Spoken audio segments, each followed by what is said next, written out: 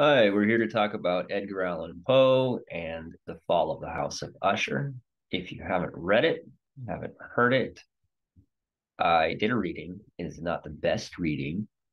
I repeated a line, I mispronounced some words, stumbled a little bit, but it'll do you in a pinch.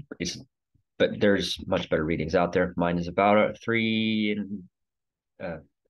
35 minutes, 40 minutes long. Uh, Why I chose to start with the House of Usher was because I have always credited it with deepening my love of reading, and it started me on my writing. And this is probably true, but it didn't happen exactly the way I've been telling myself that it did. Uh, and I noticed that when I started rereading it for doing this. And the whole process demonstrates the whole process of reading that the House of Usher and the process of how I think I actually got into reading this particular story and how it got me loving reading a little bit more kind of demonstrates what's difficult and what's great about reading old literature. So the story I'd been telling myself is that I read the first paragraph. This was when I was about 10, 12, 13 years old. And I noticed that my mood was shifting, that I was kind of getting pulled into the story. And I thought, wow, I noticed what was going on. I was like, wow, this is really cool. I wonder how Poe did that. So I re-examined the text and I found out how he did it. And then on examination, that's not probably how it happened because the text is really difficult. Uh there's a lot of run-on sentences. There's a lot of hard words. And also the text, it's self-congratulatory to say that a 13-year-old had the self-awareness to go into that. I don't think that I, as an adult, I have the self-awareness to just stop and go, oh, wow, how did I do that? So how I think it really happened is that I read it and I wasn't getting into it. I was just kind of skimming, and I was probably reading it because I felt like I should read it. And then Poe cued me to stop and examine what was going on. And so he said, what was it? I paused to think, what was it that so unnerved me in the contemplation of the House of Usher? Uh, and so I go, oh, what is it? So I reread it and slower, and paid attention to the words, and I started visualizing what was going on. And then I got it. Then it clicked, and I said, oh, now I see why he's a little bit creeped out because it is creepy. It's a creepy story. Um, Especially when you slow down and you immerse yourself in it. So I hit that same phrase again as I was rereading it. And then it hit me even better because I took it a step further. I said, wait, well, now I understand why the narrator would be feeling unnerved because he's seeing all of this stuff. But why am I unnerved as a reader? Why am I empathizing with him? Why am I sharing his experience? Especially because I'm safe. It's the middle of the afternoon. I'm in my room. There's sunlight streaming through the window. And yet I'm reading this page, and it's dead most of the time. It's in a book, it's shut, it's closed, it doesn't mean anything. And then I look at it, and it's um dead trees, and it's just these word symbols, but I read them, I absorb them, I take the time to understand them, and all of a sudden I'm feeling something that I didn't feel before, and that is really cool. That's magical. And I said, wow, how that's when I was like, oh, how did Poe do that to me? And then I re-examine the words and I go, oh, I see how he did it. It's really clever. I like it. So that is how the first time I reread it is how I got into reading. Um, noticing that I can't just skip.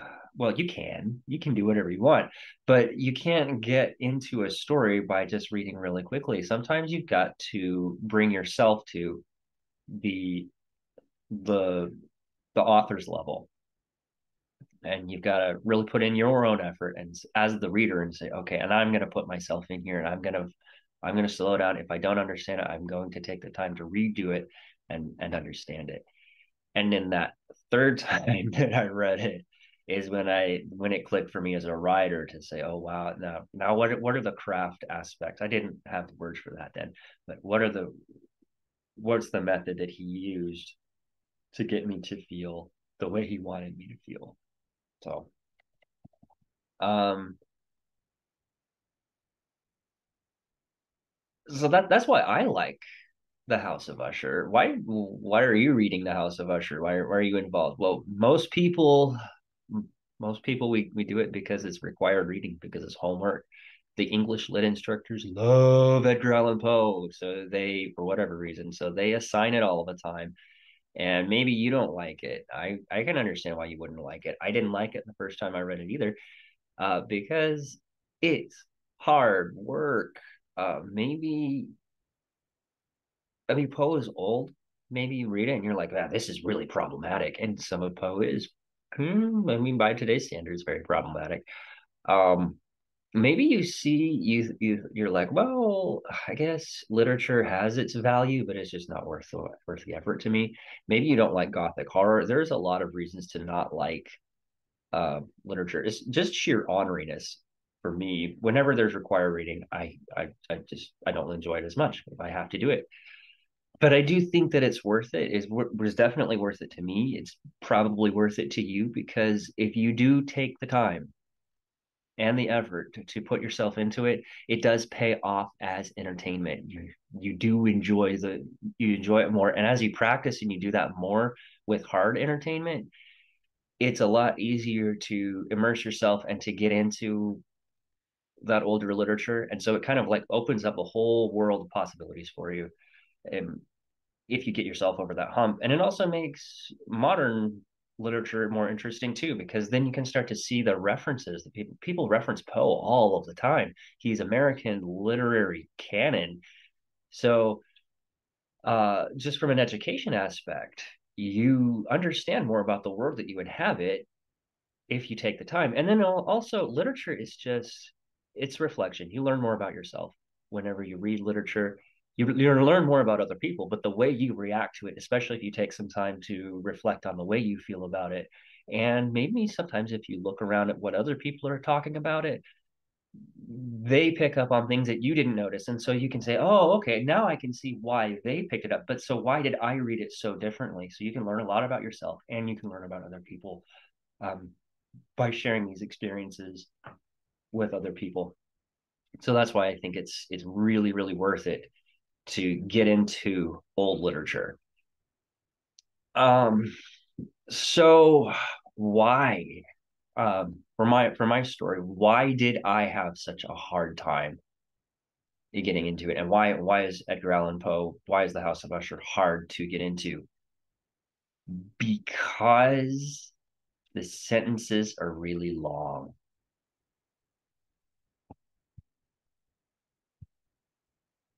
Apologies for that. The sentences are really long. They're convoluted. There's a lot of commas. You it's really easy to lose the narrator's train of thought as you get into it. I have a demonstration for this. There's actually a lot of tough sentences in this story, but this one kind of it was the first really hard one, and I think it just kind of demonstrates really easily how tough it is.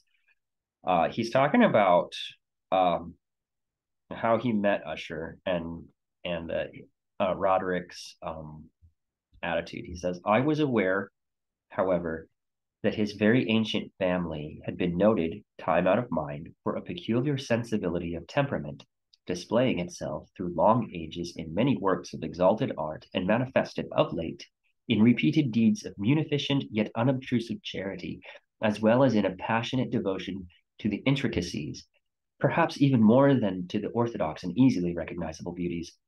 of musical science. Okay, munificent,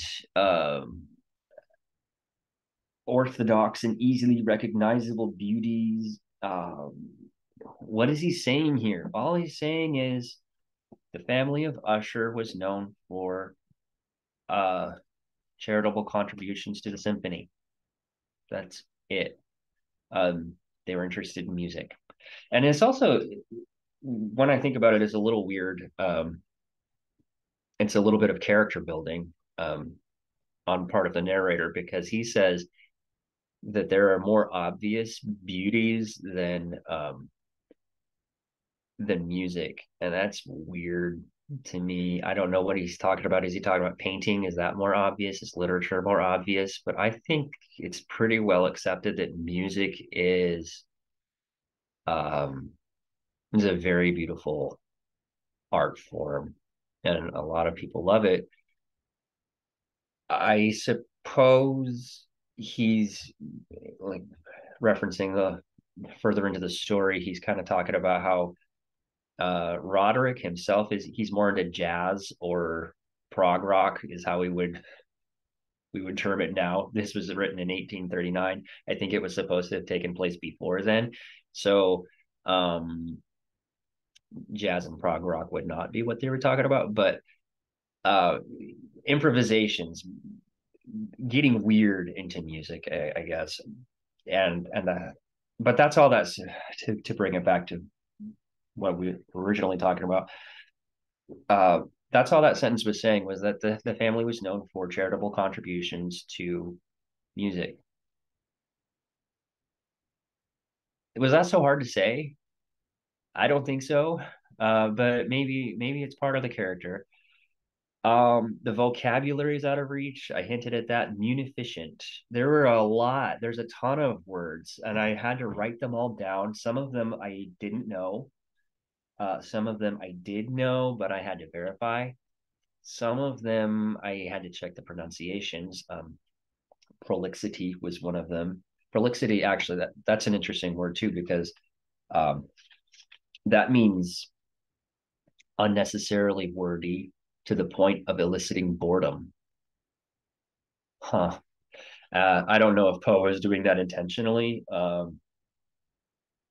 Like the having the narrator accuse Lancelot Canning, the fictional Lancelot Canning, of being unnecessarily wordy and lacking the self-awareness. There's some hints that the narrator kind of does lack self-awareness a bit, but maybe I don't know if Poe was also lacking self-awareness, or if it's just where the how literature evolved since then. I don't know. I'm getting into the weeds now. Um, yeah, hard. It's hard to get into because the words. Some of the words, some of the words have 1839 meanings, and the language has shifted and changed since then. I think one of the words that best demonstrates that is hypochondriac. These days, especially, we associate that with almost a mental disorder of um,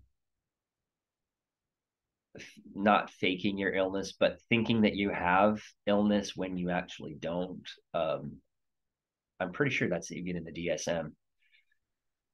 All it meant in 1839 was a person who was excessively concerned with their health. So I guess maybe there were connotations of that, but it wasn't like the full. When he was calling Roderick Usher a hypochondriac, he wasn't necessarily saying that was part of his insanity. Usher definitely has some problems. Um, Roderick Usher has some mental problems, but hypochondria maybe not. Maybe wasn't it. Then there were others that I had to look up, like Fuseli. Okay, he mentions the painter Fuseli, and I had to look that up. Some of the paintings were familiar to me, but I did not connect them with Fuseli. Like I didn't read Fuseli and say, "Oh, I know what he was talking about." I had to go back and look. And actually, this is one of the great things about studying old literature now today. because we have the resources in the internet to just go ahead and look anything up that we don't understand right away. Whereas a long time ago, when I was a kid, it was hard to do that because you had to look at the cross references and all that. So now's the time. Um, so well, as I hinted at before, maybe the convoluted sentences, maybe the out of reach vocabulary was a little bit intentional with the character building with the narrator, because then you can tell that he's smart but scatterbrained. He's nervous. He has a concern with keeping grounded, like he's staving off insanity by trying to rationalize things, but maybe it's a bit much. And I don't know if it was a bit much in 1839, but it's definitely a bit much now. It's hard to get into. You've got to keep your audience in mind. So if you are a writer, you have to keep that in mind. You've got to make your work accessible, even if you're trying to push, even if you're trying to elevate your readers a little bit. You can't do it too much or you're going to turn them off. They're going to stop reading, because if it's not required reading like this, they're just not going to do it. And even when it is required reading, most people are not going to stay present with you. They're going to check out. And let's be honest, if you're writing today, you're probably not going to be required reading. Sorry. I know I'm not. You're not. Nobody is. Um, so the second read, I've been bagging on Poe a lot. The second reading, when I got into it, I did get into it. Why? Well, because Poe is great, because it's the setting. The setting is so great. It's palpable. It's creepy, but it's vague. I don't exactly know why. And maybe it's like the whole house itself that's driving me crazy and driving Usher crazy. And it's like these curtains of fungi and these decayed trees and these sad clumps of grass kind of just listlessly hanging into this moat. And when you get inside, there's these really high ceilings and these dark corners and this tattered ancient furniture, and you go, wow, it's it's a mood. It's immersive. It's great. Poe accused in his lifetime of indulging in too much coloring and, quote, erring on the best side, the side of luxuriance. Is it an error, though? I mean, writers consider setting to be the least important of the three pillars of writing. You've got setting and character and plot. And most people, they try and focus on the plot, uh, especially in popular reading. If you're doing more advanced literature, they go, oh, we want character driven stories. We want it all to be a character studies. And that's where you get stuff like Waiting for Godot, where nothing happens and people just talk and they develop their characters. That's a thing too. Um, I say it's not a zero sum game. Why not do all of it? But setting, Poe especially is really, really good at setting. He's really good at setting a mood and pulling you into a mood and creating this whole experience. And I think that's something that we ignore a lot uh, in the modern times, and we shouldn't, because it is so much fun to just get into it. I love that. So in with characters, the characters are kind of sympathetic. The narrator himself, I'm with him in that trying to rationalize it. I mean, it helped me in real life. He helped to teach me how to stop, take a moment, and assess the situation. Okay, what's going on here? Let's try and explain. I noticed that I'm feeling something. Why? That's a good thing. I like that character.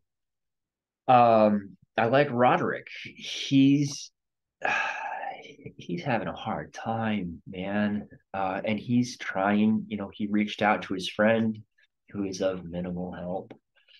Um, but he clearly feels his sanity slipping away. He's got this sister that he loves and she's dying, and he's just a sad guy. Um, We like him. Madeline is a cool character. She's almost cool for not being there. She's like there, but barely shows up. And she, like a specter, like just kind of floats across the scene. She doesn't even notice the narrator, and yet her presence is kind of casts a shadow over everything, even when she's dead. If she's not really dead, and people talk about if she's actually dead or not.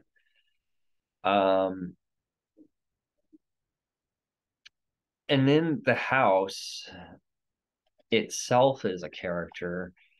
There are no real bad guys unless Madeline is a bad guy. Maybe the house is a bad guy. But other than that, it's a pretty simple story. There's not there's conflict, but there's not really much of a villain going on. So that's an interesting story. And the plot is really easy. I mean, really, really simple. Um, I come to this house, I hang out, uh, dude's sister dies. We put her in the vault, but it turns out she's actually not dead, and she breaks out, and then she falls, and the guy dies of terror, and I'm a little bit freaked out, so I just run away. That's a pretty basic plot, but it's just it's a fit. It fits for a short. Um, and when you take the time to visualize the setting and you place yourself in the moment alongside of the narrator, you feel it. You feel all of the horror. It's actually very acute. Um, you feel really you feel bad for what happens to Madeline. You feel bad for what happens to Roderick. But it's almost like in the end, maybe this is for the best because now it's over. It's like almost all of this was an inevitability, and now we're done. And the house kind of collapses. It's like Usher was doomed from the start, so maybe it's okay that we're all gone now and it's done. Um, another so we enjoy it because it's so much fun. The setting, the characters. Another reason is that this is the Granddaddy story of Gothic horror. All of the tropes are there. The setting, people emulate that setting all of the time. You know, the high archways. This is a castle. It's not really a house. They keep on calling it a house, and I don't know why, because it's clearly a castle. There's a moat. It's made out of stone. There's turrets. There's a dungeon. It's a castle. But it's the setting, it's that the character, the way that Usher is described. You can see the way people reference it now. This wasn't the first Gothic horror. This Edgar Allan Poe's story. This one was published in 1839. It has similar elements from Das Majorat by E.T.A. Hoffman in 1819. It's a little bit like The Robber's Castle by Heinrich Claren in 1812 and translated in English by John Hardman in 1828. Uh, and The Castle of Otranto by Horace Walpole in 1764 has some elements like this. But this one pulled all of those things together and made, um, I guess, the best up to that point. At least we say so. I don't know. Maybe we could go back and look at some of these and see if they're better. I don't know. But he pulled all these gothic horror elements together and made one great story. And then like Dracula was published in 1897, so a lot later. And we keep on coming back to this aesthetic with Edward Scissorhands. Actually, that eponymous character looks a little bit like Usher with like his hair going and all of that. The Nightmare Before Christmas. I guess Tim Burton is he's a big goth guy. Donnie Darko, The Crow. These are all things that have been done after Poe, and you can see the aesthetic even in non-gothic stuff. We'll reference it. We'll see it happen. So why is this one popular? I don't know. Um, you would think it was for the best, and you would hope that literature was a meritocracy and that the best would all just rise to the top and we would recognize that. But that's not how it works, unfortunately. But for whatever reason, this one was picked. So, and it's not a bad one. I to to champion and represent Gothic horror. It's really great. So maybe I should track down those others and read them to see if they're better or if I like them better, but maybe not. Um, so we've got what do we think about it after we read it? Um, we know what we think about it while we read it. At least I do. But okay, what's after? We've got the house, we've got this family, and they're connected, and we've got these twins, and we've got a storm, and there's this poem, and there's this fake literature, and there's um the name Usher. What does that mean? Okay, it's the family name, but Usher is a thing there, and he was ushered into this house and into the room, and maybe that means something. And what's going on here? I don't know. There's been so much analysis about this story. It's crazy. But people, if you're a literature professor, you kind of have to justify getting paid to just read cool stories. And this is one that they do. And they come up with all kinds of interpretations. It gets really complicated, it gets really weird. There's vampires. Some people say there's vampires, uh, incest, personality, divided personality. They've got all kinds of ideas. What I got out of it before reading all of that stuff was it's about mental health. And I know that um, the literary establishment would be very disappointed if I turned in a paper to say this is about mental health. I would probably get a B because they'd be like, that is such a basic reading of this story. But does it have to be that complicated?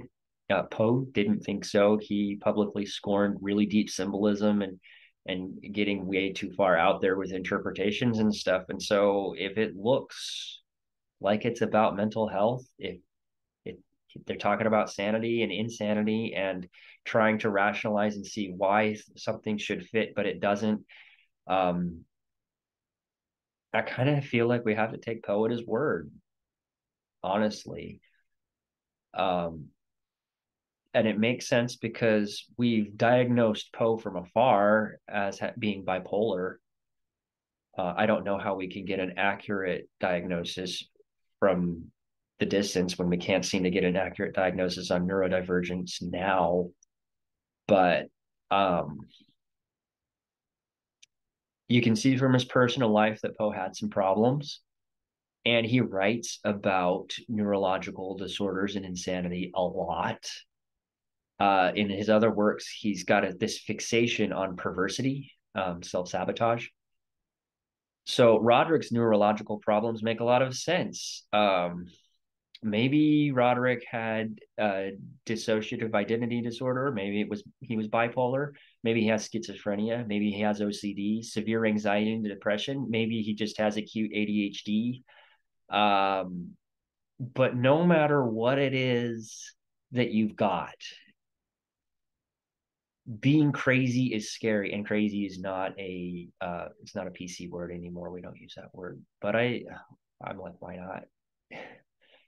When you're not normal and you see that you are seeing things and viewing the world in a way that's different from the way other people do, and when you react and it seems like an overreaction to things, but you feel these things so deeply and you can't understand why, that's that's incredibly unnerving. And it makes sense to me why Poe would want to talk about that and explore that, especially when he seems to have been experiencing a lot of that himself. Um, you want an objective world. You want to understand what's going on. You can't trust yourself. So um, so Roderick calls in reinforcements. He calls in this narrator to hang out, to be to be a sounding board because he hasn't even been around other people for a really long time. And his sister is really sick and she's been his only confidant. And now she's going. He needs help. Roderick needs support going through this really hard time, especially when he kind of feels himself slipping. Um, it seems like Madeline maybe had brain cancer. She was, wasting away and in a cataleptic state sometimes. So cataleptic means just unresponsive. Maybe it was just like a seizure. Maybe she just zoning out, whatever. I don't know. But it just makes sense that he would want a friend. Premature burial is another part that Poe talked about that was relevant in the 1830s. Um, it was a thing. It was scary. It was possible that that could happen, and Poe was rightly terrified of it. Um, so when Roderick first hears Madeline in the vault, he knows he knows that he's not right, and so he doesn't know if his interpretation of reality is accurate.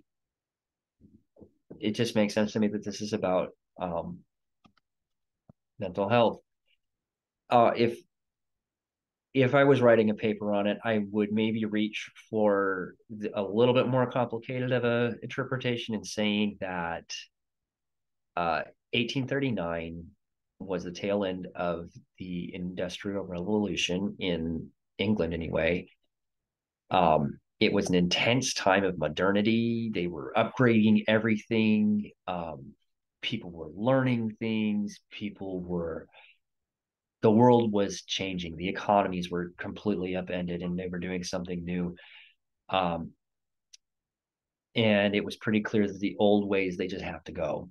We can't keep them anymore. And Usher, both the house and then the family, kind of represent old nobility, that calcified aristocracy that's dying and it's dead. And it's kind of sad that we have to see it go, but it's gotta go. Um, that that would be a second way for me to interpret it, and that is what I thought about it before, and frankly after I've read everybody else. But they have uh their different interpretations. But what do you feel about it? What do you think it means? How do you react to it? What did you notice? Um what did it make you think about? That's the fun thing about literature. It's like a Rorschach test. It doesn't matter if you love it or hate it. When you spend your time to figure out why you react the way you do to the story, it tells you something about you. Um, Especially when you're not looking around and saying, "Okay, what do you think? What do you think?" Because then, I mean, sometimes they have really smart analysis. Maybe they can show you things that you didn't see before, and then you go, "Oh, now I see what it is." But when you hold that off, when you just pay attention to your own reaction first, then you can go. Um, Especially when you have that contrasted with what other people say, you notice what you noticed, and it can tell you what's on your mind. And maybe that's why I noticed mental health. Um, maybe I'm concerned about that right now. Um,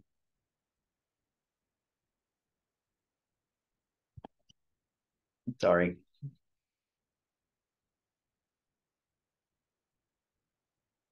That's it. I hope you really liked reading it. I hope you liked hearing me talk about it. I sure enjoyed it, and see you next time.